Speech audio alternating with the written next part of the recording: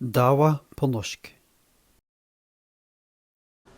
أعوذ بالله من الشيطان الرجيم بسم الله الرحمن الرحيم.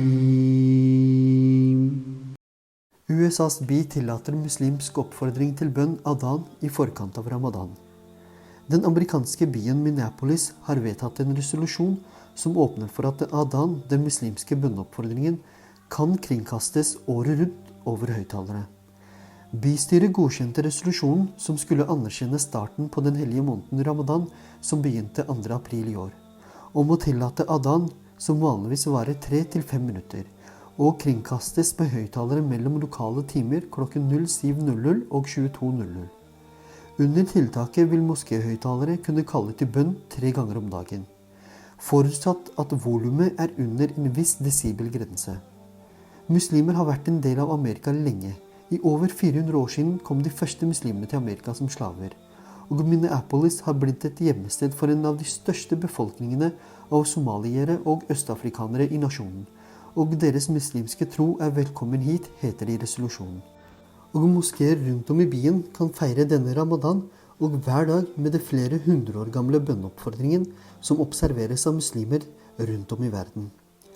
Rådsmedlem Jamal Osman, som presenterte resolusjonen, sa til Middle East Eye at ideelt sett vil dette vise i likhet med kirkeklokker og andre aspekter av religiøs tilbedelse som vi tar for gitt, er bønneropet likeverdig med dem. Og det er grunnleggende sett hensikten bak denne resolusjonen. Islam er på lik linje med alle andre religioner i Minneapolis. Nå har vi denne voksende stort sett østafrikanske, muslimske befolkningen som får en sjanse til å få sin tro anerkjent på samme måte som alle andre. Han fortsatte med å si at han håper alle andre byer i USA kan følge denne ledelsen og lage retningslinjer som gjenspeiler enhver tro og samfunn. Dette er ærlig talt en så stor seier for byen vår. Det viser at muslimer her er sterke og vi kan få stemmen vårt hørt. Sa Rabia Mustafa, bosatt i Minneapolis, til Middle East Eye. Kan du tenke deg å høre Allahu Akbar i løpet av dagen fra en høyttaler mens du går en tur i Amerika? Subhanallah. Dette er en stor seier uten tvil. I 2004 ble Michigan den første byen som legaliserte det offentlige bønneoppfordringen, etterfulgt av Dearborn der muslimer er et flertall. I 2020 godkjente Minneapolis ordfører Jacob Frey en tillatelse for Dar el-Hijra, moskeen, til å kringkaste oppfordring til bønn 5 ganger om dagen under ramadan.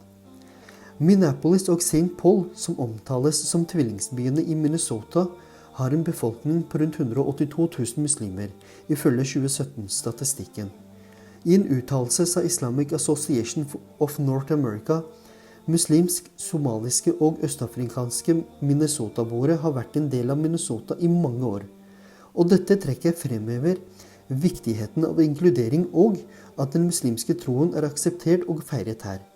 Vi håper at andre byer og tettsteder, til og med stater, kan gjenskape beslutningen til byen Minneapolis.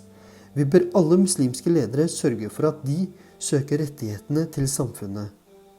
Og de samme håper jeg ledelsen her i landet vårt også gjør, og kan for oss muslimske som bor i Norge.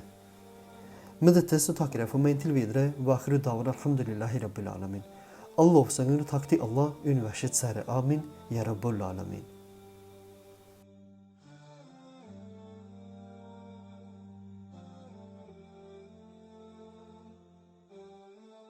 Takk for at du så på. Husk å abonnere, like og dele kanalen videre.